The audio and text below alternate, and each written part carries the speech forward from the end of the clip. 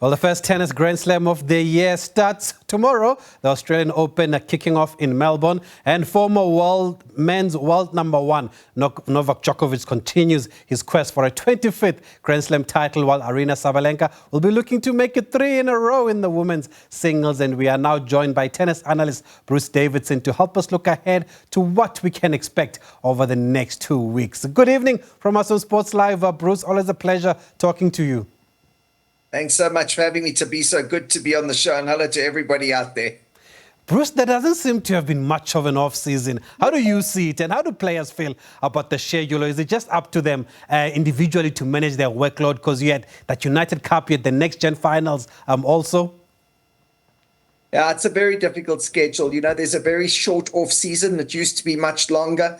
But, you know, the business of tennis is big. Lots of money needs to be made. These weeks are only so many weeks in a year. So it's up to the players. If they want good money, and you see with the United Cup, it gives them good preparation for Australia because they play on the same surface as in Melbourne and they earn huge amounts of money. So, you know, I think that they've created a kind of a opportunity in Australia to build up to the Australian Open. But there are tournaments around the world. We've seen them in Hong Kong, etc., that are played just after the break season. So, yeah, the players, at the end of the year, they really get tired and they need that break. And if you don't make the ATP finals in the men and women top 8, you've got a longer rest period. But if you do make that ATP finals or the next gen, it's always going to be tough. Okay, well, this Australian Open looks like it's going to be tough. But is it safe to say that the defending champions, Sabalenka and Sina, also the world number ones, by the way, will start as favourites in their respective draws? I think it's a good call. I think that Jannik Sinner, he is the world number one. He won the US Open. He won 4 titles in 2024. So he had a stellar year, but he hasn't played in 2025. But we do know that he won the ATP finals at the end of the year, and he played with us in the Italian Davis Cup team that won the title. But this whole failed drug test and the appeal from WADA against him is going to hang over his head.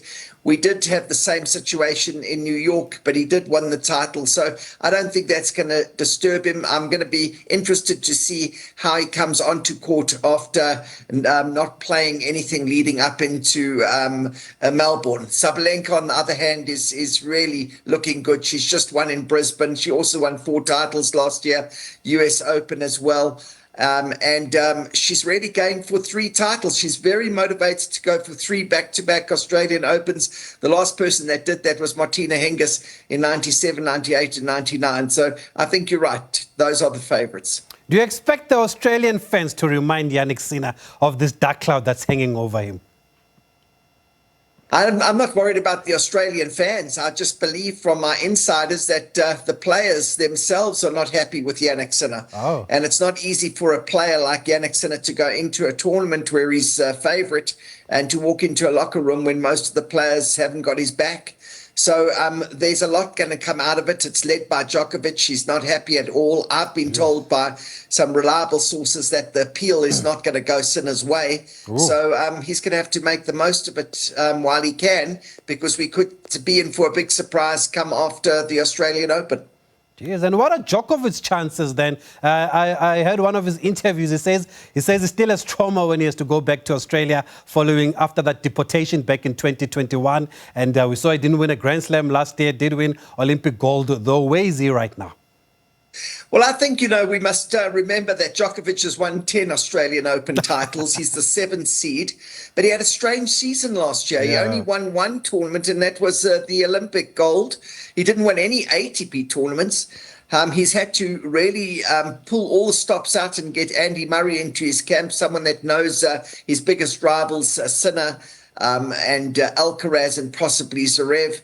But I don't know if he's going to do so well. I mean, if we look at the draw, he's already got Alcaraz possibly in the last 8, and that's not an easy draw at all. And I'll be interested to see what he's going to be doing in Melbourne, because like Sinner, he hasn't played anything in leading up to Melbourne.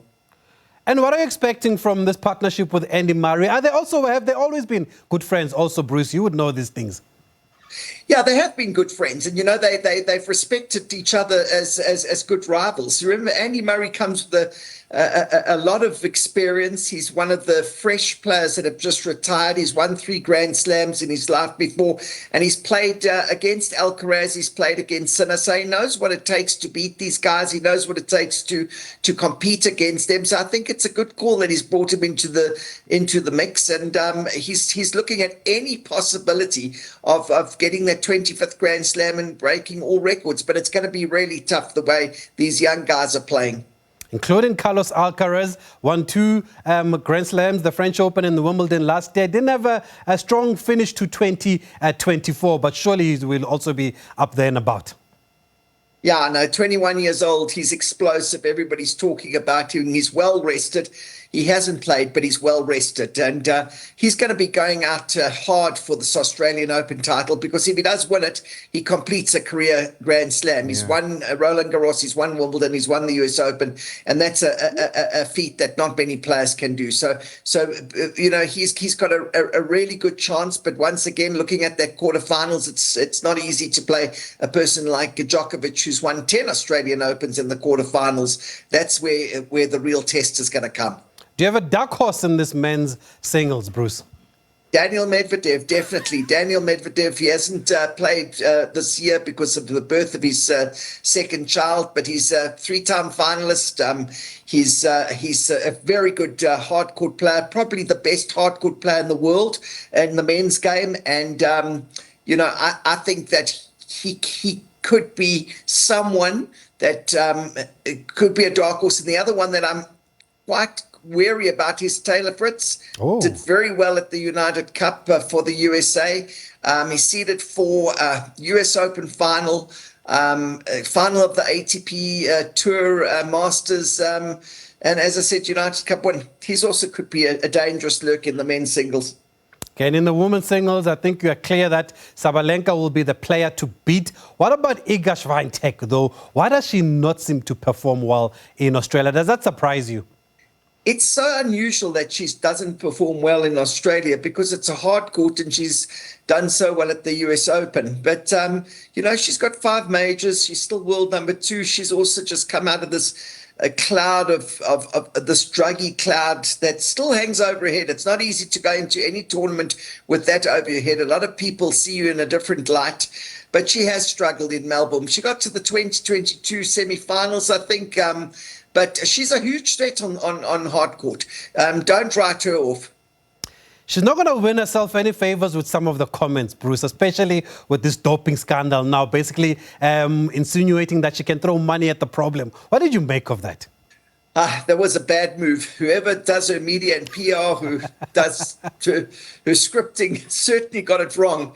You do not say that, because we do know how money can make magic, but you're certainly not in this situation where you say that she's lucky to have had the funds to be able to get the right legal team to do what they did. It just didn't go down well. And once again, there are questions amongst the women's tour that they're questioning, whether she is really should be playing, like what happened with Halep. It's very, very sad when a player who's done so well and has got so much pedigree goes into this scandal.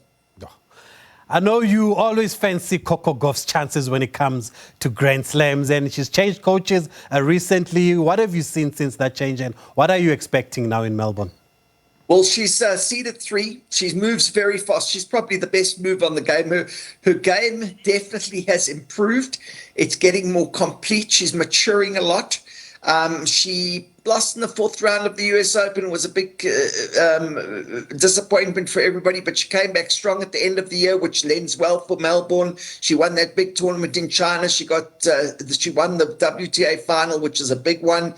And of course, she got the most valued player at the United Cup. So, she's looking very strong, and she's going to be a big threat.